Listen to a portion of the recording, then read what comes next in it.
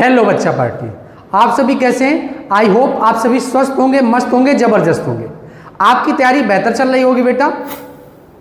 जैसा कि बेटा लेक्चर नंबर 17 तक हमने डिस्कशन कर लिया है, अनुगमन वेग तथा शांतिकाल में संबंध हमने आपको पढ़ा दिया। आज का जैसा कि डेरिवेशन आपको स्क्रीन में दिख रहा होगा, विद्युत धारा तथा अनुगमन वेग में संबंध, विद्युत धारा तथा अनुगमन वेग में संबंध। तो बेटा आपको सबसे पहले पता होना चाहिए कि विद्युत धारा होता क्या है। तो इलेक्ट्रॉन प्रवाह की दर को विद्युत धारा कहते हैं, या आवेश प्रवाह की दर को क्या कहते हैं बेटा? विद्युत धारा कहते हैं। अनुगमन वेग क्या होता है? तो अनुगमन वेग जब किसी चालक तार के सिरे को किसी बैटरी के द्वारा जोड़ते हैं तो उसमें मुक्त हुए इलेक्ट्रॉन धातु में उपस्थित धन आयनों के बीच रिक्त स्थान में उच्च वेग से क्या करते हैं? औसत गति करते हैं। उच्च वेग से एक औसत गति करते हैं। उनके इस औसत वेग को ही हम लोग क्या कह देते थे बेटा? अनुगमन वेग कह देते थे। तो अनुगमन वेग कुछ और नहीं होता था, वो औसत वेग ही होता था, एवरेज वेलोसिटी ही होती थी। और आज का डेरिवेशन है वैद्युत धारा तथा अनुगमन वेग में संबंध। ये बेटा एग्जाम के पॉइंट ऑफ व्यू से बेहद इंपॉर्टेंट है। हम आपसे एक ही रिक्वेस्ट करेंगे कि आप वीडियो में लास्ट तक बने रहें, क्योंकि बेटा अगर आप वीडियो में लास्ट तक बने रहेंगे तो हम दावे के साथ कह सकते हैं कुछ आप सीख कर ही जाएंगे, कुछ ना कुछ लेकर ही जाएंगे। अगर आपने वीडियो में समय दिया है, वॉच किया है, केयरफुली वॉच किया है, तो कहीं ना कहीं फिर आप वीडियो से कुछ ना कुछ लेकर जाएंगे, खोएंगे कुछ नहीं, इतना याद रखेंगे। तो आप वीडियो में लास्ट तक बने रहेंगे और ये एग्जाम के पॉइंट ऑफ व्यू से बेहद इंपॉर्टेंट है। और ये बेटा 3 नंबर का डेरिवेशन है और एग्जाम के पॉइंट ऑफ व्यू से बेहद इंपॉर्टेंट है, मोस्ट इंपॉर्टेंट डेरिवेशन। क्या है बेटा? विद्युत धारा तथा अनुगमन वेग में संबंध। विद्युत धारा तथा अनुगमन वेग में संबंध तो समझते, माना कोई चालक तार है, माना कोई चालक तार है, माना कोई चालक तार है जिसके सिरे को किसी बैटरी के द्वारा क्या कर देते हैं बेटा? जोड़ देते हैं। ध्यान समझेंगे, सबसे पहले डायग्राम में तो फोकस करना है। माना कोई चालक तार है जिसके सिरे को किसी बैटरी के द्वारा क्या कर देते हैं? जोड़ देते हैं। जिसके सिरे को किसी बैटरी के द्वारा क्या कर देते हैं? जोड़ देते हैं। जिसमें मुक्त हुए इलेक्ट्रॉन, जिसमें मुक्त हुए इलेक्ट्रॉन बीडी अनुगमन वेग से क्या करते हैं? औसत गति करते हैं। बीडी अनुगमन वेग से क्या करते हैं बेटा? औसत गति करते हैं। वीडी अनुगमन वेग से कौन सी गति करते हैं? तो वीडी अनुगमन वेग से औसत गति करते हैं। क्या करते हैं बेटा? औसत गति करते हैं। ठीक है, तो माना कोई चालक तार है, माना कोई चालक तार है, ये कौन सा तार है? माना कोई चालक तार है, माना कोई चालक तार है जिसके सिरे को किसी बैटरी के द्वारा क्या कर देते हैं बेटा? जोड़ देते हैं। अब आपको पता होना चाहिए वैद्युत क्षेत्र की तीव्रता की जो डायरेक्शन होगी वो पॉजिटिव से किधर की ओर होगी? तो पॉजिटिव से निगेटिव की ओर होती है। पॉजिटिव से कैसी होती है बेटा? निगेटिव की ओर होती है। पॉजिटिव से कैसी होती है? निगेटिव की ओर होती है। तो माना कोई चालक तार है, बहुत ध्यान से समझेंगे, एक एक बात बहुत आसानी से समझेंगे और बहुत सारी कॉन्सेप्टुअल बातें करेंगे बेटा। बोरिंग ढंग से बिल्कुल नहीं पढ़ेंगे, अच्छी अच्छी से बातें करेंगे। आप डेरिवेशन में बस लास्ट तक बने रहें। माना कोई चालक तार है, माना कोई चालक तार है जिसके सिरे को किसी बैटरी के द्वारा जोड़ देते हैं। ये बेटा क्या है? ये बैटरी है जिसके सिरे को किसी बैटरी के द्वारा क्या कर देते हैं बेटा? जोड़ देते हैं। अब बैटरी कैसे बनती है? तो बहुत सारे सेलों को अगर आप जोड़ देंगे तो क्या बनेगी बेटा? बैटरी बनेगी। क्या बनेगी बेटा? बैटरी बनेगी। तो ये क्या है? तो माना कोई चालक तार है, माना कोई चालक तार है जिसके सिरे को किसी बैटरी के द्वारा जोड़ देते हैं, जिसके सिरे को किसी बैटरी के द्वारा जोड़ देते हैं, जिसमें मुक्त हुए इलेक्ट्रॉन, जिसमें मुक्त हुए इलेक्ट्रॉन, मान लेते हैं यहाँ पे कोई इलेक्ट्रॉन्स हैं। अब ध्यान समझना, यहाँ पे क्या है बेटा? इलेक्ट्रॉन्स हैं। अब इलेक्ट्रॉन्स हैं, अब ये इलेक्ट्रॉन्स जो हैं, अभी थोड़ा सा समझाते हैं, टेंशन लेना, क्योंकि आपको पता होना चाहिए चालक में भर भर के क्या होते हैं? मुक्त इलेक्ट्रॉन होते हैं। अगर बेटा आपने लेक्चर नंबर इसमें इस चैप्टर का पहला नहीं देखा है तो आपने बहुत सारी बातें मिस कर दी। उसमें हमने बहुत सारी बातें बताई थी, बैटरी का कार्य बताया था, पूरा बेसिक है। इस चैप्टर का जो लेक्चर है वो पूरा बेसिक है, स्टार्टिंग वाला। तो उसको आप ध्यान से पढ़ेंगे। कमेंट बॉक्स में या डिस्क्रिप्शन में आपको इसकी लिंक मिल जाएगी बेटा। तो ये इलेक्ट्रॉन्स है, ये क्या है बेटा? इलेक्ट्रॉन्स है। अब मान लेते हैं ये इलेक्ट्रॉन्स, ये इलेक्ट्रॉन बीडी अनुगमन वेग से क्या कर रहे हैं? आगे बढ़ रहे हैं। बीडी अनुगमन वेग से क्या कर रहे हैं? आगे बढ़ रहे हैं। बीडी अनुगमन वेग से क्या कर रहे हैं? आगे बढ़ रहे हैं। बीडी अनुगमन वेग से क्या कर रहे हैं? क्योंकि आपको पता होना चाहिए जैसे इसको निगेटिव से जोड़ा तो इसका निगेटिव टर्मिनल हो गया और ये कैसा टर्मिनल हो गया? पॉजिटिव टर्मिनल हो गया। अब मान लेते हैं कि यहाँ पे जो समय लग रहा है delta T, let's consider now delta T की वैल्यू कितनी है? डेल्टा टी की वैल्यू हम मान ले रहे हैं अपने मन से 1 सेकंड। कितना मान ले रहे हैं बेटा? 1 सेकंड। तो आपको पता होना चाहिए चाल बराबर में होता है दूरी बटे में समय, चाल बराबर में दूरी बटे में समय। तो इलेक्ट्रॉन से बेटा चाल बराबर में दूरी बटे में समय, चाल बराबर में दूरी बटे में समय, तो दूरी बराबर चाल इंटू में क्या हो जाएगा? चाल इंटू में समय। तो चाल है वी डी और समय कितना लग रहा है? तो डेल्टा टी। तो बेटा दूरी कितनी आ गई? तो दूरी आ गई अपने पास v इंटू में डेल्टा टी, v इंटू में सॉरी वी डी इंटू में डेल्टा टी, वी डी या डेल्टा टी इंटू में क्या हो जाएगा बेटा? इंटू में वी डी हो जाएगा।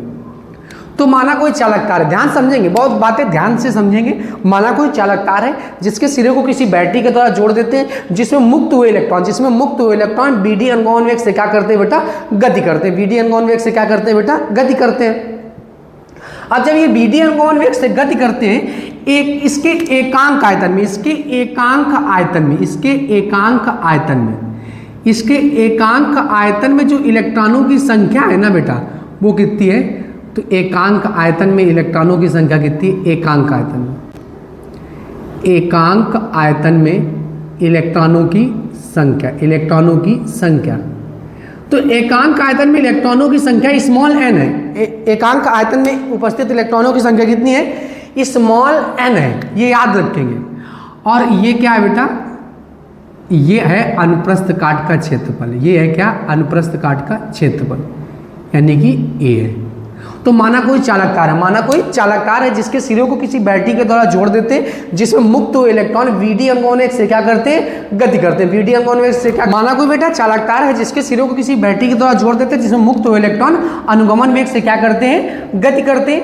वीडी अनुगमन वेग से क्या करते हैं? गति करते हैं। तो मान लेते हैं ये जो चालक तार के एकांक आयतन में उपस्थित इलेक्ट्रॉनों की संख्या कितनी है? Small n।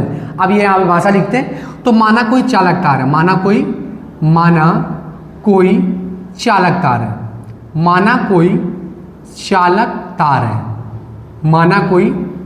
तार है, जिसके सिरे को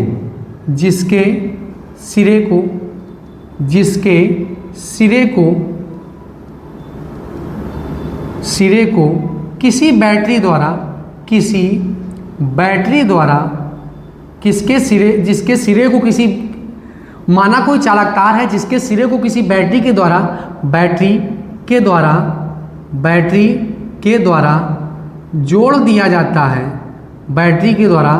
जोड़ दिया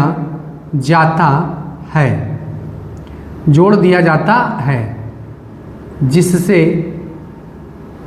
माना कोई चालक तार है जिसके सिरे को किसी बैटरी के द्वारा जोड़ दिया जाता है,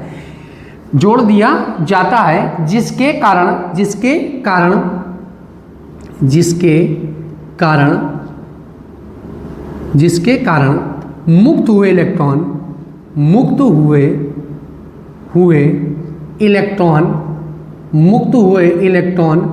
वीडी अनुगमन वेग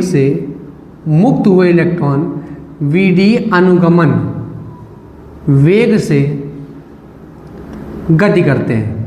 वीडी अनुगमन वेग से क्या करते हैं बेटा? गति करते हैं। वीडी अनुगमन वेग से क्या करते हैं बेटा? गति करते हैं। अब वीडी अनुगमन वेग से गति करते हैं, तार के एकांक आयतन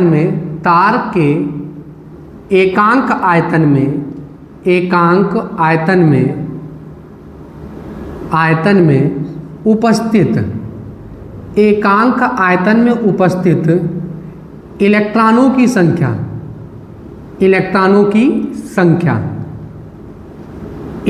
की संख्या स्मॉल n है। ध्यान समझेंगे।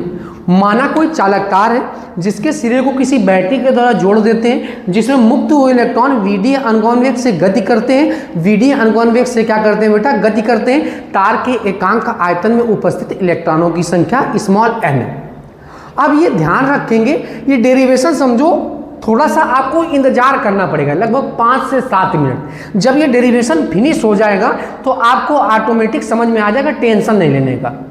उसके लिए 5 से 7 मिनट आपको क्या करना पड़ेगा? वेट करना पड़ेगा। उसका हम प्रत्येक लाइन का आपको कारण बताएंगे कि ये ऐसा क्यों हुआ। तो सबसे पहले आप निकालो बेटा n इलेक्ट्रॉन द्वारा 1 सेकेंड में तय की गई दूरी, n इलेक्ट्रॉन द्वारा 1 सेकेंड में तय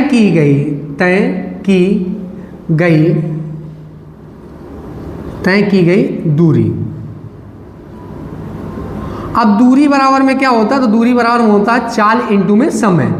अब आप ये बताना है कि किस चाल से चल रहा है आगे, तो चाल क्या है बेटा, vt है, और समय कितना आपसे बोल दिया है 1 सेकेंड पर, तो 1 लिख दिया, तो दूरी कितनी आ गई, तो दूरी आ गई vd आ गई, दूरी कितनी आ गई, vd आ गई।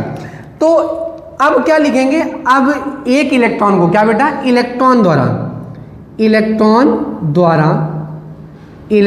द्वारा 1 सेकेंड में तय किया गया आयतन, क्या निकालते हैं, आयतन निकालते हैं। तय किया गया क्या निकालते हैं, आयतन निकालते हैं। तो तय किया गया आयतन निकालेंगे, क्षेत्रफल इंटू में 1 सेकेंड में तय की दूरी, 1 सेकेंड में तय की गई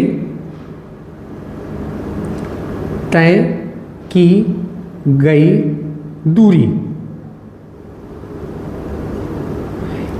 आयतन कैसे निकालेंगे, लंबाई गुणे चौड़ाई गुणे ऊंचाई, तो बेटा क्षेत्रफल में लंबाई इंटू में चौड़ाई आ गया, लेकिन 1 सेकेंड में जो तय की गई दूरी है ना, वो एक प्रकार की डायमेंशन उसकी हो गई। अब बेटा लंबाई गुणे चौड़ाई गुणे में क्या हो गया, ऊंचाई हो गया। अब क्षेत्रफल क्या है, इसके अनुप्रस्थ काट का क्षेत्रफल a है, और 1 सेकेंड में तय की गई दूरी कितनी, तो 1 सेकेंड में तय की गई दूरी क्या अपने पास vd है, तो क्या आ गया अपने पास avd आ गया, क्या आ गया। अब ये अनुप्रस्थ काट का क्षेत्रफल क्या होता है, तो ये तार है। अब इस तार को आपने काट दिया, तार को इसे बीच से ऐसे काट दिया, तो जो सिरा ऊपर दिख रहा है उसी को हम लोग बोलते हैं क्या बेटा, उसी को, इस सिरे को ही हम लोग बोलते हैं अनुप्रस्थ काट का क्षेत्रफल। इस सिरे को क्या बोलते हैं, इसी को हम लोग बोलेंगे क्या बेटा, अनुप्रस्थ काट का क्षेत्रफल। अब ये बेलनाकार ही तो तार होता है, अब तार को आपने बीच से यहाँ से काटा, और काटने के बाद जो उसका परिधि दिख रही है, सरकमफेरेंस दिख रही है, जो सरकमफेरेंस दिख रही है, उस सरकमफेरेंस को कुछ और नहीं कहेंगे, उसी को कहेंगे अनुप्रस्थ काट का क्षेत्रफल, अनुप्रस्थ काट का बेटा क्षेत्रफल। ठीक, इलेक्ट्रॉन द्वारा 1 सेकेंड में तय किया गया आयतन तो निकाल लिया, तो इलेक्ट्रॉन द्वारा 1 सेकेंड में जो तय किया गया आयतन है वो क्षेत्रफल इंटू में 1 सेकेंड में तय की गई दूरी, तो a इंटू में क्या हो गया, vd हो गया, तो a vd आ गया। अब बेटा आप क्या निकालेंगे, 1 सेकेंड में इलेक्ट्रॉन, 1 सेकेंड में प्रवाहित इलेक्ट्रॉनों की संख्या, 1 सेकेंड में प्रवाहित इलेक्ट्रॉनों की संख्या कैसे निकालेंगे, बिल्कुल सिंपल है निकालना। कैसे निकालेंगे, 1 सेकेंड में प्रवाहित इलेक्ट्रॉनों की संख्या। अब 1 सेकेंड में प्रवाहित इलेक्ट्रॉनों की संख्या निकालने गए, मान लीजिए एक पार्ले जी बिस्किट का पैकेट आप लेकर आए, पार्ले जी, अब पार्ले जी बिस्किट लेकर आए आप, जब ये पार्ले का आप बिस्किट लेकर आए, तो इस पार्ले के बिस्किट में मान लो 5 रुपए वाला एक बिस्किट है। अब इस पूरा एक आप पैकेट ले आए, तो मान लो पैकेट में 24 निकले, कितने निकले, आपसे दुकानदार ने ले लिया कितने, 120 रुपया, कितने ले लिया, 120 रुपया। तो अब हमने बोला बताइए भैया ये कि आपको ये बताना है कि प्रत्येक पार्ले जी की कीमत कितनी है, मतलब प्रत्येक एक पैकेट की कीमत कितनी है, और उसके अंदर 24 पैकेट निकले, तो आपने क्या किया, 120 में 24 का भाग लगा दिया, तो काटा 12 एकम 12, 12 दूनी 24, 10 बचा 5, बता दिया तुरंत कितने रुपए आ गया, 5 रुपए प्रति पार्ले जी आ गया। तो ये है अनुप्रस्थ काट का क्षेत्रफल, अनुप्रस्थ काट का क्या है, क्षेत्रफल है। अब ये इसका क्या हो गया, ये इसका आयतन हो गया। अब 1 सेकेंड में एकांक आयतन में उपस्थित इलेक्ट्रॉनों की संख्या कितनी है, स्मॉल n है। तो क्या कराएंगे आप, आयतन इंटू में एकांक आयतन में उपस्थित इलेक्ट्रॉनों की संख्या, या इस दूसरे शब्दों में इसको बोल दो, एक बिस्किट की कीमत 5 रुपए है, तो बताओ 10 बिस्किट की कीमत कितनी होगी। तो बिल्कुल सिंपल है, 5 दूनी 10, 50 रुपया होगी। कितने रुपया होगी? 50 रुपया। तो वही तो हम आपको समझाना चाह रहे हैं, ध्यान से समझेंगे, हम बार बार इसी बात का तो जोर दे रहे हैं। यानी कि ये बेलन है। अब बेलन से क्या है, एकांक आयतन में उपस्थित इलेक्ट्रॉनों की संख्या हमें पता है स्मॉल एन, और इसके आयतन से क्या करा देंगे, हम गुणा करा देंगे। तो क्या निकल आएगा? तो निकल आएगा 1 सेकंड में प्रवाहित इलेक्ट्रॉनों की संख्या। 1 सेकंड में प्रवाहित इलेक्ट्रॉनों की संख्या। तो 1 सेकंड में प्रवाहित इलेक्ट्रॉनों की संख्या क्या होगी? तो 1 सेकंड में प्रवाहित इलेक्ट्रॉनों की संख्या होगी आयतन, इसको थोड़ा सा ऊपर लिख देते हैं, A इंटू में VD आयतन होगा। यहां पे क्या लिखेंगे? यहां पे लिखेंगे एकांक आयतन में, एकांक आयतन में उपस्थित, एकांक आयतन में उपस्थित इलेक्ट्रॉनों की संख्या, एकांक आयतन में उपस्थित इलेक्ट्रॉनों की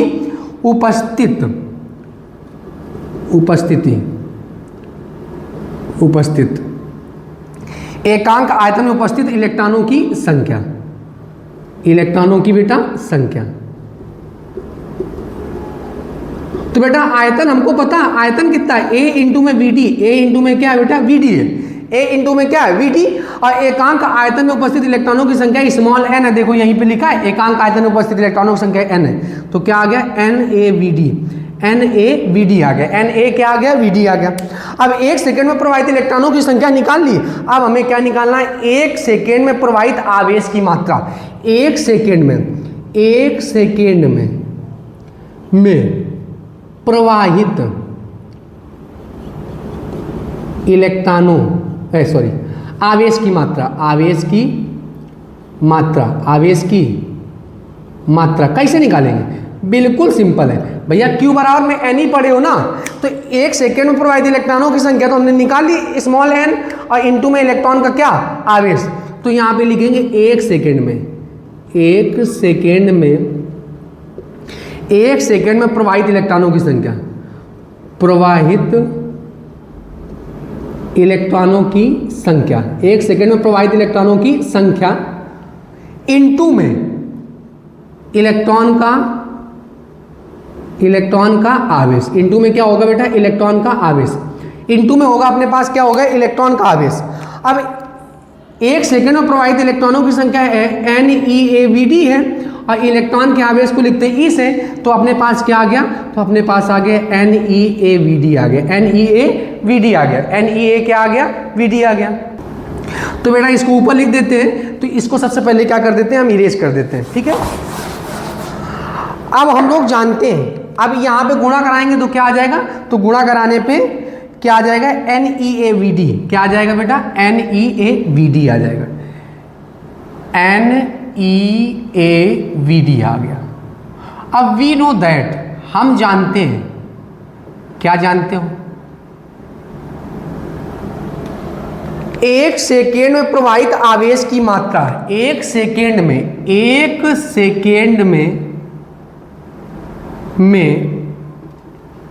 प्रवाहित,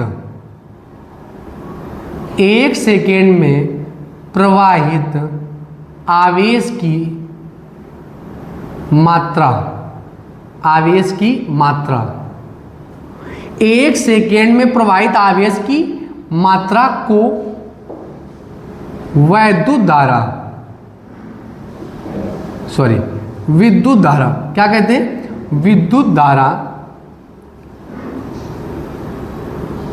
कहते हैं। क्या कहते हैं? विद्युत धारा कहते हैं। तो 1 सेकेंड में प्रवाहित आवेश की मात्रा ये तो हमने निकाली थी, और इसी को हम लोग क्या कह देते हैं बेटा? वैद्युत धारा कह देते हैं। I बराबर में, और 1 सेकेंड में प्रवाहित आवेश की मात्रा को ये विद्युत धारा कहते हैं। तो I को किसके बराबर कर देंगे? NeaVD के कर देंगे। अब बेटा VD अनुगमन वेग है, और N है एकांक आयतन में उपस्थित इलेक्ट्रॉनों की संख्या, स्मॉल e है इलेक्ट्रॉन का आवेश और कैपिटल ए है अनुप्रस्थ काट का क्षेत्रफल, और आई और वीडी में यही संबंध होता है, आई बराबर में NeAVD। जैसा कि हमने आपको पहले ही बताया कि आपको कुछ नहीं करना है, बस हमने बोला था 5 से 6 मिनट आप हमारे साथ बने रहेंगे, जब पूरा डेरिवेशन हो जाएगा तो आपको समझने में कोई दिक्कत होने वाली नहीं है। अब ध्यान से समझेंगे, वी नो दैट, हम लोग जानते हैं कि 1 सेकेंड में जो प्रवाहित आवेश की मात्रा होती है उसी को हम लोग क्या कहते हैं बेटा, वैद्युत धारा कहते हैं, उसी को हम लोग क्या कहते हैं, वैद्युत धारा कहते हैं। तो हम निकालने गए 1 सेकेंड में प्रवाहित आवेश की मात्रा, तो 1 सेकेंड में प्रवाहित आवेश की मात्रा जब निकालने गए तो हमें पता चला कि इलेक्ट्रॉन का आवेश तो पता था, लेकिन हमें 1 सेकेंड में प्रवाहित इलेक्ट्रॉनों की संख्या नहीं पता थी। 1 सेकेंड में इलेक्ट्रॉनों की संख्या नहीं पता थी, इलेक्ट्रॉन का आवेश पता था।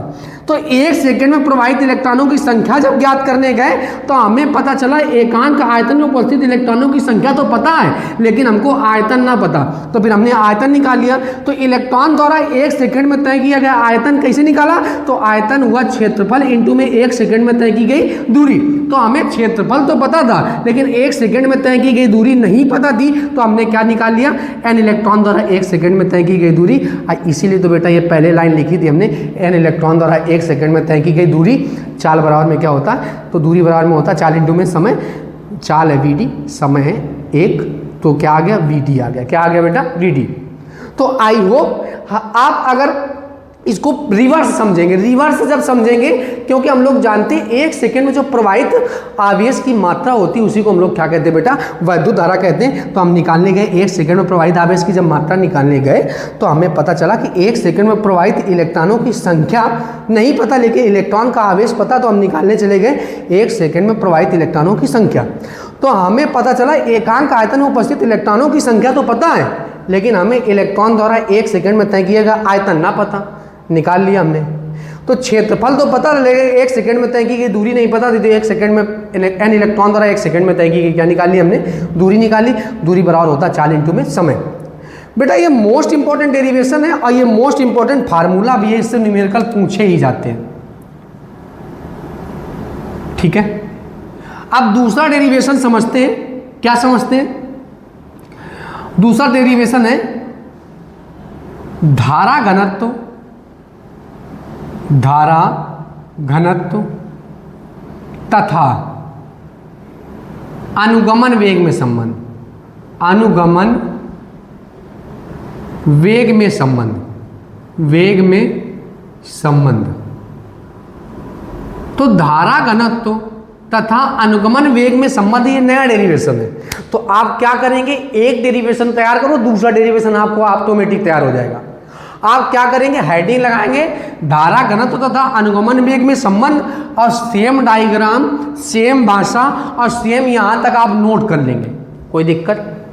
क्या बताया हमने, सेम डायग्राम, सेम लैंग्वेज और same as it is above, यहां पे लिख देंगे, हम लिखे दे रहे हैं, आप ना लिख देना, आपको करना है सेम एज एबव, जैसा ऊपर लिखा है वैसे लिख देंगे, ठीक है।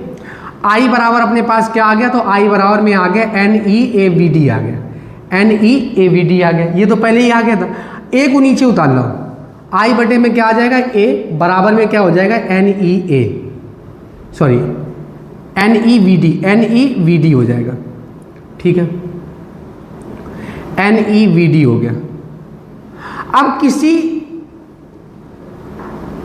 तार के किसी बिंदु से अविलंबोत गुजरने वाली धारा तथा उसके क्षेत्रफल के अनुपात को धारा घनत्व कहते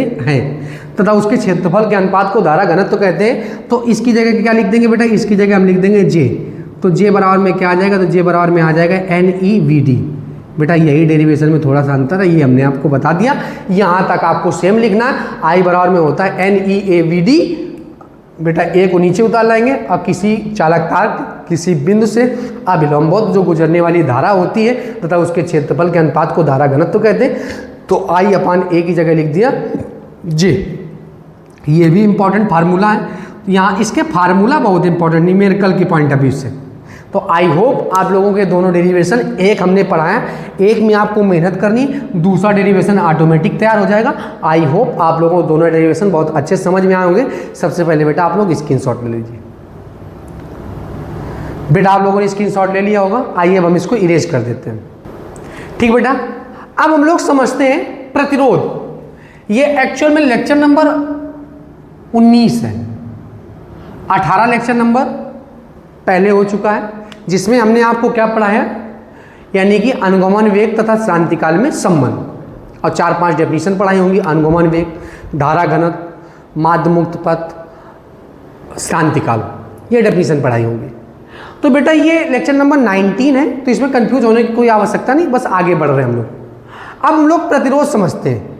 ये बेटा लेक्चर नंबर 17 से स्टार्ट हुआ था ये चैप्टर वैद्युत चालन।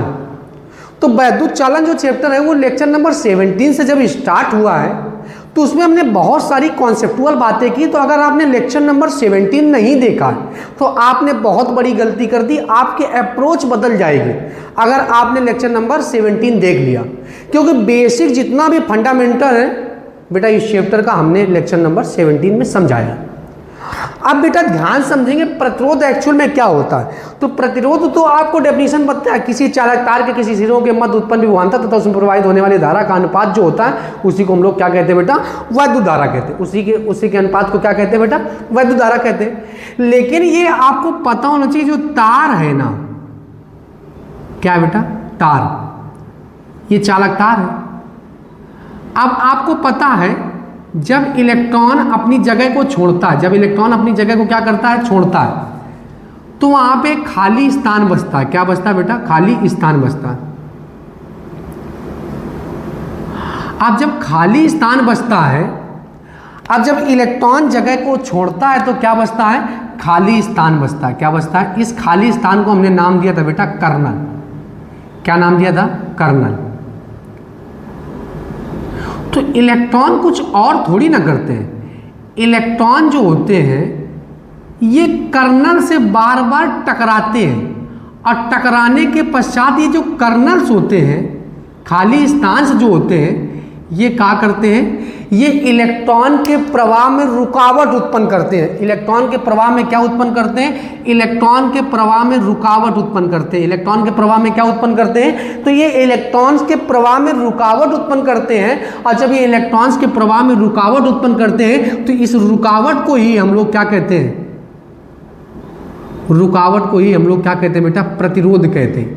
यही एक्चुअल डेफिनेशन है, यही तो बेसिक है। जब इलेक्ट्रॉन्स कर्नल से टकराते हैं तो कर्नल से टकराने के पश्चात ये जो कर्नल्स होते हैं इलेक्ट्रॉन्स के प्रवाह में रुकावट उत्पन्न करते हैं। इस रुकावट को ही हम लोग क्या कहते हैं, तो इस रुकावट को ही हम लोग प्रतिरोध कहते हैं, या वैद्युत प्रतिरोध बोल दो, इलेक्ट्रिक रेजिस्टेंस या रेजिस्टेंस बोल दो। तो इलेक्ट्रॉन्स के प्रवाह में जो कर्नल्स होते हैं वो रुकावट उत्पन्न करते हैं। क्या उत्पन्न करते हैं बेटा, रुकावट उत्पन्न करते हैं। ठीक है, इन्हीं को हम लोग क्या कहते हैं बेटा, इसी को हम लोग वैद्युत प्रतिरोध कहते हैं। अब वैद्युत प्रतिरोध की डेफिनेशन हम यहाँ पे लिखे दे रहे हैं। क्या, चालक के सिरों के बीच, चालक के सिरों के बीच, सिरों के बीच उत्पन्न विभवांतर तथा उसमें प्रवाहित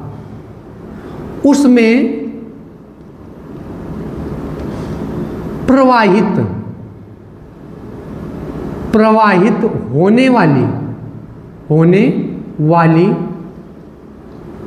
धारा के अनुपात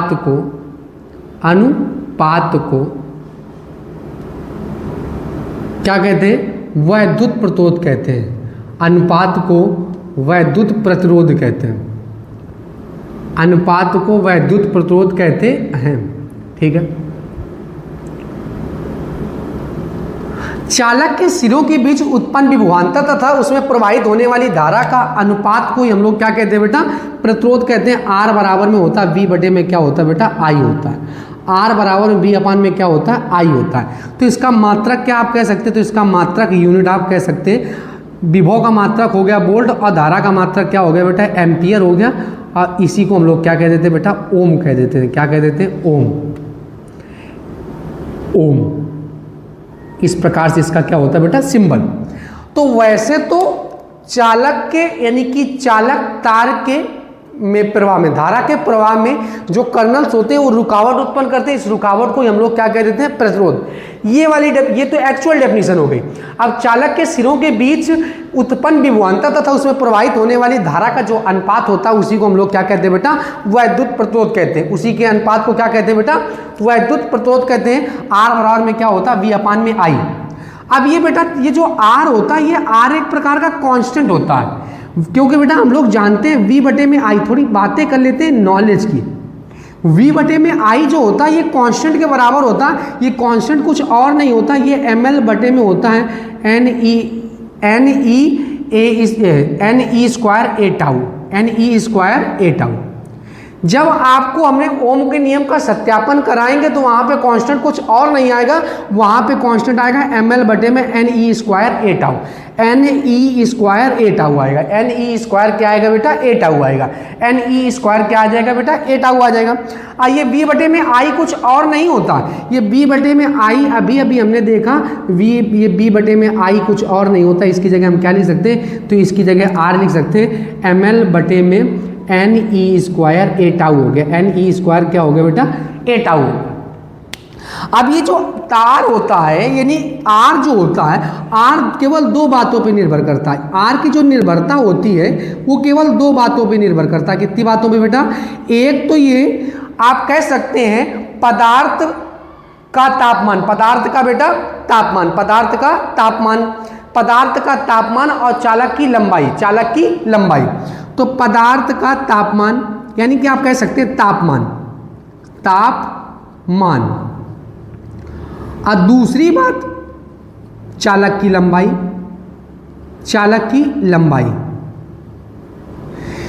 जो प्रतिरोध होता है या आप कह सकते हैं प्रतिरोधकता होती है या विशिष्ट प्रतिरोध जो होता है ये पदार्थ का पदार्थिक गुण होता है। मतलब ये पदार्थ के मैटर पे और उसके टेम्परेचर पे डिपेंड करता है। यानी कि पदार्थ किस टाइप का है उस पे और उसका टेम्परेचर उस टाइम क्या है उस पे डिपेंड करता है। अब देखो यहाँ पे थोड़ा सा ज्ञान दिमाग लगाना है। क्या लगाना है? अब क्या करते हैं यहाँ पे आर बराबर में यहाँ पे m बटे में n e square tau, n e square tau, इसको एक तरफ कर लेते हैं और L बटे में क्या हो जाएगा? A, L बटे में क्या हो जाएगा? A। अब ये इसे कुछ और नहीं कहते, इसे हम मान लेंगे नया एक कांस्टेंट रो। क्या मान लेंगे बेटा? रो। अब रो कुछ और नहीं होता है, रो होता है प्रतिरोधकता। क्या होती है? प्रतिरोधकता। प्रतिरोधकता क्या होती है बेटा? प्रतिरोधकता होती है। तो एक नया फार्मूला प्राप्त हो गया, आर बराबर रो एल बटे में क्या हो गया? तो रो एल बटे में क्या हो गया बेटा? ए हो गया। रो एल बटे में क्या हो गया? ए हो गया। अब आर बराबर रो एल बटे में क्या हो गया? ए हो गया। अब ये जो रो है ना ये भी पदार्थ का पदार्थिक गुण होता है, ये भी दो बातों पे निर्भर करता है। ये पदार्थ पे निर्भर करता है और पदार्थ के नेचर पर निर्भर करता है पदार्थ, और ये भी किस पे? टेम्परेचर पे निर्भर करता है। और दूसरा ये किस पे निर्भर करेगा? तापमान पर। किस पर निर्भर करेगा बेटा? तापमान पर। क्या बताया हमने? एक्चुअल डेफिनेशन देखो, प्रतिरोध ने तो आपने थोड़ी सी डेफिनेशन पढ़ ली और प्रतिरोध को खत्म कर दिया जाता है, लेकिन एक्चुअल में जानो तो प्रतिरोध है क्या एक्चुअल में। तो जब ये चालक तार के प्रवाह में जो कर्नल्स होते हैं, रिक्त स्थान होते हैं, ये रुकावट उत्पन्न करते हैं और ये रुकावट को हम लोग क्या कह देते हैं? प्रतिरोध कह देते हैं। ये चालक के सिरों के बीच उत्पन्न विभवांतर तथा उसमें प्रवाहित होने वाली धारा के अनुपात को वैद्युत प्रतिरोध कहते हैं। आर बराबर में होता है वी अपान में क्या होता है? आई। तो यूनिट क्या होगा? वोल्ट प्रति एम्पियर होगा, या इसी को बेटा बोल देते ओम। तो ये वी बटे में आई बराबर में होता है एम एल बटे में एन ई स्क्वायर ए टाउ। यही होता है ओम का नियम। V बटे में आई, एम एल बटे में क्या होता है? एन ई स्क्वायर ए टाउ होता है। एन ई स्क्वायर ए टाउ होता है। ठीक। अब V बटे में आई कुछ और नहीं होता, V बटे में आई क्या होता है? आर होता है। अब ये आर केवल दो ही बातों पे निर्भर करता है, तो एक तो तापमान, एक तो चालक की लंबाई, यानी कि चालक पे डिपेंड करेगा और दूसरा टेम्परेचर पर निर्भर करेगा। अब m l m n e square tau को एक नया कांस्टेंट मान लिया रो, और रो कुछ और नहीं होता, ये प्रतिरोधकता होती है। प्रतिरोधकता, और ये प्रतिरोधकता भी दो बातों पर निर्भर करती है, पदार्थ तथा तापमान पर निर्भर करती है। एक फार्मूला नया ड्राइव हो गया, आर बराबर में रो एल बटे में क्या हो गया? तो रो एल बटे में ए हो गया। रो एल बटे में क्या हो गया बेटा? ए हो गया। अब ये फार्मूला याद रखेंगे, इससे हम बहुत गजब गजब के कॉन्सेप्ट अभी ड्राइव करते हैं। कॉन्सेप्ट नंबर फर्स्ट, कॉन्सेप्ट या आप 100 या आप कह सकते हैं तगड़ी बात, तगड़ी बात। तो तगड़ी बात में क्या समझते हैं, बहुत तगड़ी बात है, ध्यान समझेंगे। इससे 2 नंबर का न्यूमेरिकल प्रत्येक वर्ष बनता है। क्या बोलेगा, इस तार को खींचकर लंबाई को 2 गुना कर देते हैं या लंबाई को आधा कर देते हैं। तो न्यूमेरिकल क्या है, न्यूमेरिकल नहीं, हम आपको कॉन्सेप्ट समझा रहे हैं। पहले कॉन्सेप्ट समझ लेंगे तो न्यूमेरिकल ऑटोमेटिक आ जाएगा। तो एक तार है अपने पास, एक क्या है, तार है, ये तार है, ठीक है। इसकी लंबाई कितनी है, स्मॉल एल है, लंबाई कितनी है, स्मॉल एल है, ठीक है। अनुप्रस्थ काट का क्षेत्रफल कितना है, तो अनुप्रस्थ काट का क्या है क्षेत्रफल, अनुप्रस्थ काट का क्षेत्रफल है ए। अनुप्रस्थ काट का क्षेत्रफल कितना है, ए है। अनुप्रस्थ काट का क्षेत्रफल कितना है, ए है। अब इस तार की लंबाई, इस तार की लंबाई, इस तार की लंबाई, ये तगड़ी बात पहली है, इस तार की लंबाई को खींचकर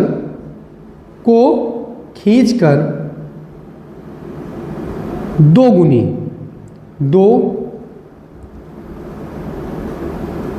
2 गुनी कर दी जाए, 2 गुनी कर दी जाए।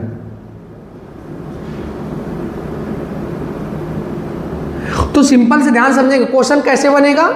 आपको दे देंगे एक तार है, उसका प्रतिरोध 4 ओम है। अब इस तार को खींचकर उसकी लंबाई 2 गुनी कर देते हैं तो नया प्रतिरोध क्या होगा। तो खींचकर लंबाई को क्या कर देते हैं, तो खींचकर लंबाई को 2 गुना कर देते हैं। तो अब बेटा नया प्रतिरोध क्या होगा, तो उसके लिए हम लोग फार्मूला को ड्राइव करते हैं। पहले हम बातों को समझते हैं। तो यहाँ पे जो R की वैल्यू होगी, तो R बराबर में क्या होगा, तो R बराबर में होगा रो L बटे में क्या होगा, तो रो L बटे में A हो गया। इसको बना लेते हैं समीकरण 1। अब इसको क्या किया गया, अब इस तार को बढ़ा दिया गया, लंबाई L की जगह क्या कर दी गई, 2L कर दिया गया। लंबाई L की जगह क्या कर दिया गया, 2L।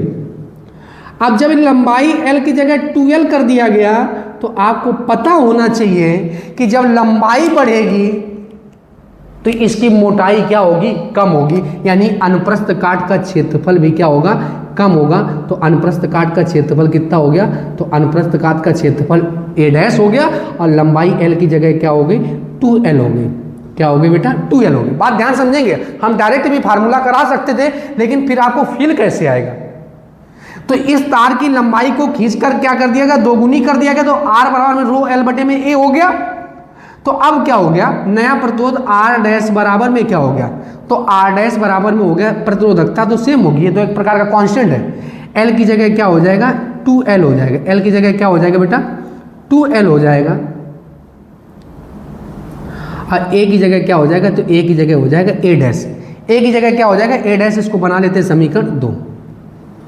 अब ये याद रखना, तार की लंबाई को 2 गुना कर दिया जाए, तार को पीट के उसकी लंबाई को आधा कर दिया जाए, तो सबसे पहली बात ये याद रखेंगे, उसके आयतन में कोई परिवर्तन नहीं होगा। आयतन में कोई परिवर्तन नहीं होगा। तो आयतन में जब कोई परिवर्तन नहीं होगा तो क्या होगा, तो यहाँ पे ये याद रखेंगे, आयतन नियत रहेगा। आयतन कैसा रहेगा, आयतन नियत रहेगा। आयतन कैसा रहेगा बेटा, तो आयतन नियत रहेगा। आयतन कैसा रहेगा, आयतन नियत रहेगा। तो आयतन नियत रहने का क्या है, फाइनल वैल्यू और initial value. I stand for initial, F stand for बेटा फाइनल। जो फाइनल आयतन होगा वही कौन सा आयतन होगा, इनिशियल आयतन होगा। तो फाइनल आयतन कैसे निकालेंगे, तो आप क्या लिख दो, फाइनल आयतन का क्षेत्रफल क्या है, तो फाइनल आयतन का क्षेत्रफल है A डैश। इसकी लंबाई कितनी, तो इसकी लंबाई है 2L बेटा, क्योंकि आयतन बराबर में होता है लंबाई गुणे में क्या होता है, चौड़ाई।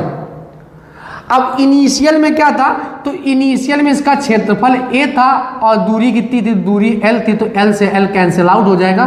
तो A डैश बराबर में क्या हो जाएगा, तो A डैश बराबर में हो जाएगा A बाई में 2। A बाई में क्या हो जाएगा बेटा, 2 हो जाएगा। अरे भैया ये 2 गुणा में, 2 कहाँ आ गया, भाग में आ गया। दिस वैल्यू, कौन सी value, this value, this value putting on equation, putting on equation,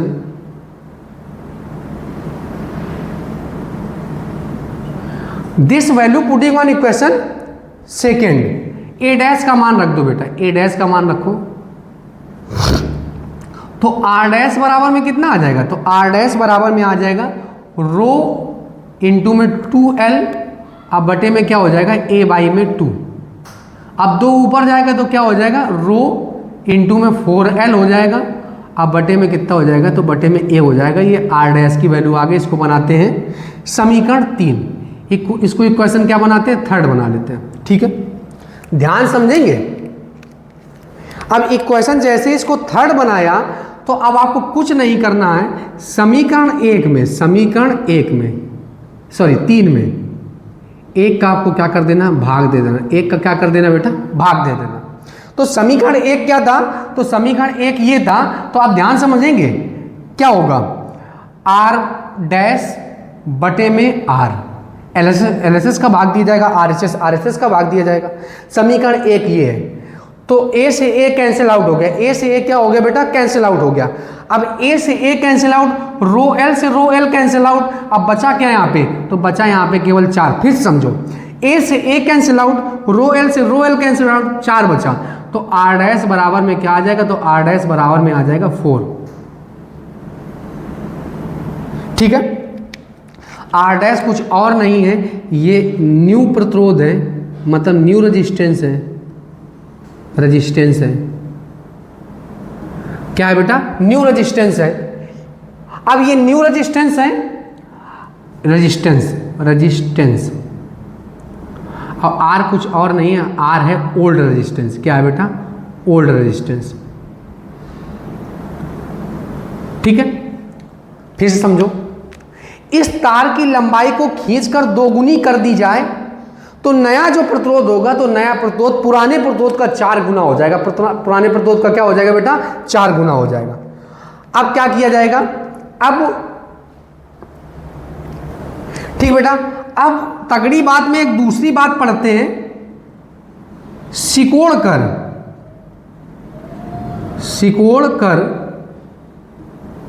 सिकोड़ कर लंबाई को आधा कर दिया जाए। क्या कर दिया जाए, आधा कर दिया जाए, आधा कर दिया जाए। सिकोड़ कर लंबाई को क्या कर दिया जाए, तो सिकोड़ कर लंबाई को क्या कर दिया जाए बेटा, अब इस बार सिकोड़ के लंबाई को आधा कर दिया जाएगा। कितना किया जाएगा बेटा, आधा। तो अपने पास एक तार है, ये क्या है, तार। ठीक है, अब ये तार है, अब इस रो है, मतलब तार है, अब इसकी लंबाई स्मॉल एन है, एल है। अनुप्रस्थ काट का जो क्षेत्रफल है वो क्या है, कैपिटल ए है। सेम ऐसे होगा बेटा, तो आर बराबर में क्या आ जाएगा, तो आर बराबर में आ जाएगा रो एल बटे में क्या आ जाएगा, अपने पास ए आ जाएगा। इसको बना लेते हैं समीकरण 1। आर बराबर में क्या आ जाएगा बेटा, तो आर बराबर में आ जाएगा रो एल बटे में क्या आ जाएगा, ए आ जाएगा। रो एल बटे में क्या आ जाएगा, ए आ जाएगा। अब इसको पीट के इसकी लंबाई को क्या कर दिया जाएगा, इसकी लंबाई को आधा कर दिया जाएगा। एल की जगह क्या कर दिया जाएगा, तो एल की जगह अपने पास कर दिया जाएगा, एल की जगह कर दिया गया एल बाई में 2। एल बाई में क्या कर दिया गया, 2 कर दिया गया। ठीक है, एल की जगह क्या हो गया, तो एल बाई 2 हो गया।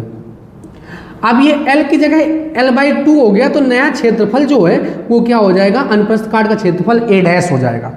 तो R डैश क्या होगा, तो R डैश कुछ और नहीं होगा, वो होगा रो L बाई में 2, अब बटे में क्या हो जाएगा, A डैश हो जाएगा। यानी R डैश बराबर में हो जाएगा रो L बटे में 2A डैश हो जाएगा। बना लेते हैं समीकरण बेटा 2। इसको क्या बना लेंगे, समीकरण 2 बना लेंगे। समीकरण क्या बना लेंगे बेटा, 2। देखो बिल्कुल डिट्टो सेम है, यहाँ पे 2 गुना था, यहाँ पे लंबाई को क्या कर दिया गया, आधा कर दिया गया। अब बेटा चूंकि हम लोग जानते हैं आयतन तो नियत ही रहेगा, आयतन क्या रहेगा, तो आयतन नियत रहेगा। आयतन क्या रहेगा बेटा, तो आयतन नियत रहेगा, आयतन आयतन क्या रहेगा बेटा, आयतन नियत रहेगा, आयतन नियत रहेगा। अब जब आयतन नियत रहेगा तो V फाइनल बराबर में क्या होगा, V इनिशियल होगा, सिंपल सी बात है। V फाइनल माइनस बराबर में क्या होगा, V इनिशियल होगा। फाइनल आयतन क्या है, तो फाइनल आयतन है इसका अनुप्रस्थ काट का क्षेत्रफल a डैश और लंबाई कितना है l/2। लंबाई कितनी है बेटा, l/2 है। लंबाई कितनी है अपने पास, l/2 है। ठीक, अब यहां पे वी आई a इंटू में क्या है, तो a इंटू में l है, तो l से l कैंसिल आउट हो गया, तो a डैश बराबर में कितना हो गया, तो a डैश बराबर में हो गया 2a हो गया। This value putting on equation second, same वैसे पहले वाले की तरह है। This value putting on equation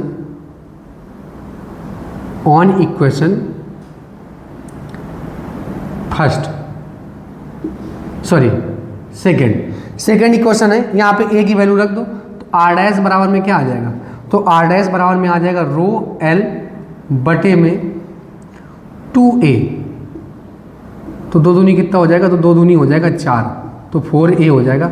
इसको बना लेते हैं समीकरण 3। क्या बना लेते हैं, समीकरण 3।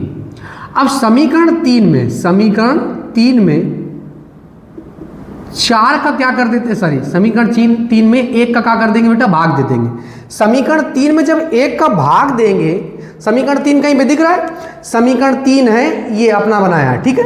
तो r डैश बटे में r यानी कि LHS में भाग देंगे, RHS में भाग देंगे, तो यहाँ पे क्या हो जाएगा, तो यहाँ पे हो जाएगा बेटा रो l से कहाँ गया, ये रो l बटे में a है, तो रो l से रो l कट जाएगा, अब बराबर में क्या हो जाएगा, 1 बटे में 4, 1 बटे में क्या हो जाएगा बेटा, 4 हो जाएगा। क्यों, बटे में 4 है ना, बटे में 1 बटे में क्या हो जाएगा 4, ये r ऊपर में हो जाएगा, तो r डैश बराबर में कितना हो जाएगा, r बटे में बेटा क्या हो जाएगा, 4 हो जाएगा। तो ये फार्मूला तब आप लगाएंगे जब लंबाई को क्या कर देंगे, तो लंबाई को जब आधा कर देंगे पीठ के या सिकोड़ के कुछ भी, तो बेटा r/, में नया जो प्रतोद होगा वो पुराने प्रतोद का 4 का भाग लगा के निकाल लेंगे, और लंबाई को 2 गुना कर देंगे, तो उसमें 4 से क्या करा देंगे, तो 4 से गुणा करा देंगे। ये तो बेटा फार्मूले का ड्राइव हो गया, आपको कॉन्सेप्ट समझ में आ गया। अब बेटा एक हम ट्रिक समझेंगे, डायरेक्ट ट्रिक, ठीक है। चालक को खींचा जाए, सिकोड़ा जाए या पीटा जाए, ठीक है। तो अब आप क्या करेंगे, अब यहां पे लिख देते हैं, जगह है क्या अपने पास, ठीक है, ठीक बेटा। अब एक आपको 100 mg का कैप्सूल दे देते हैं, 100 mg कैप्सूल। अब ये जो 100 mg कैप्सूल है, ये आपको करना ही है, ऐसा नहीं, लेकिन हम आपको एक डायरेक्ट ट्रिक बता दे रहे हैं, कुछ नहीं। चालक को खींचा जाए या सिकोड़ा जाए या पीटा जाए, चालक को खींचा कामा पीटा या सिकोड़ा जाए, क्या जाए, सिकोड़ा जाए, ठीक है। चालक की लंबाई, चालक को खींचा पीटा या सिकोड़ा जाए, अथवा लंबाई को n गुना कम या ज्यादा किया जाए, लंबाई को n या ज्यादा किया जाए, तो फार्मूला पता है भैया क्या बनेगा, डायरेक्ट फार्मूला। क्या डायरेक्ट फार्मूला बनेगा, तो डायरेक्ट जो फार्मूला होगा वो क्या होगा, सिंपल सा है, r डैश बराबर में फार्मूला बनेगा n स्क्वायर इंटू में क्या होगा, r होगा, कैपिटल R डैश जो है ये पुराना नया प्रतोद है, R जो है ये नया प्रतोद है, सॉरी R डैश नया प्रतोद है, और कैपिटल R क्या है, तो कैपिटल R ये जो है ये कौन सा प्रतोद है, ये बेटा R डैश जो है वो नया प्रतोद है, और R क्या है, पुराना प्रतोद है। अब देखो यही फार्मूला हम आपको बता देते हैं।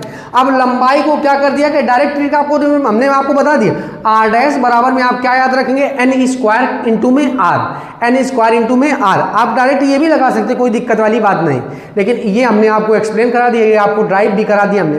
तो आर डैश क्या है, पुराना नया प्रतोद, और आर क्या है, नया प्रतोद, सॉरी आर डैश है नया प्रतोद और कैपिटल आर है पुराना प्रतोद। यहाँ लंबाई को 2 गुना कर दिया गया, तो 2 गुना कर दिया गया तो n की वैल्यू कितना हो गई 2, तो 2 का स्क्वायर कितना होता है 4। देखो फार्मूला आया कि ना, आर डैश बराबर में 4r। अब लंबाई को आधा कर दिया गया, आधा का मतलब हो गया 1/2, तो 1/2, 1 का स्क्वायर 1 और 2 का स्क्वायर 4। देखो आ गया फार्मूला कि नहीं आ गया, आर डैश बराबर में क्या हो गया, आर बाई में 4, आर बाई में क्या हो गया बेटा 4 कर गया। ठीक, अब लंबाई को जब 2 गुना किया गया, लंबाई को क्या कर दिया 2 गुना, तो जब लंबाई को 2 गुना कर दिया तो यहाँ पे n की वैल्यू 2 आ गई, और लंबाई को क्या कर दिया गया आधा कर दिया गया। तो जब लंबाई को क्या कर दिया गया बेटा आधा, ठीक बेटा। अब लंबाई को क्या कर दिया जाए, तो लंबाई को जब आधा कर दिया जाए तो यहाँ n की वैल्यू कितनी हो जाएगी, तो n की वैल्यू हो जाएगी 1/2, 1/में कितना हो जाएगा बेटा 2। सेम यही फार्मूला स्ट्रिक से भी ड्राइव हो गए, लेकिन बेटा ये हमने आपको पूरा एक्सप्लेन किया। तगड़ी बात जरूर याद रखेंगे, इंपॉर्टेंट है, इससे 2 नंबर का न्यूमेरिकल बनता ही है इस कॉन्सेप्ट से। ये बेटा फुल एक्सप्लेनेशन है, यानी कि ड्राइव है फार्मूले का। एक तगड़ी बात ये, एक तगड़ी बात ये है, और बेटा 100 mg का कैप्सूल हमारे द्वारा है। ये 100 mg का कैप्सूल आपको दोनों, आप अगर आपको नहीं तैयार करना तो आप डायरेक्ट ट्रिक याद रखेंगे क्या, आर डैश बराबर में एन स्क्वायर इंटू में आर। आई होप आपको बेटा केवल प्रतिरोध के बारे में ये पता था, चालक के सिरों के बीच उत्पन्न विभवांतर तथा उसमें प्रवाहित होने वाली धारा के अनुपात को वैद्युत प्रतिरोध कहते हैं। तो आई होप आपको ये नई बातें सभी जानने को मिली होंगी। ये फार्मूले की बेस्ड है, ये इससे बेटा न्यूमेरिकल बनेगा। आई होप आप लोगों को ये से बहुत अच्छे समझ में आ गया होगा। सबसे पहले बेटा आप लोग स्क्रीनशॉट ले लीजिए। बेटा आप लोगों ने स्क्रीनशॉट ले लिया होगा, आइए अब हम इसको इरेज कर देते हैं।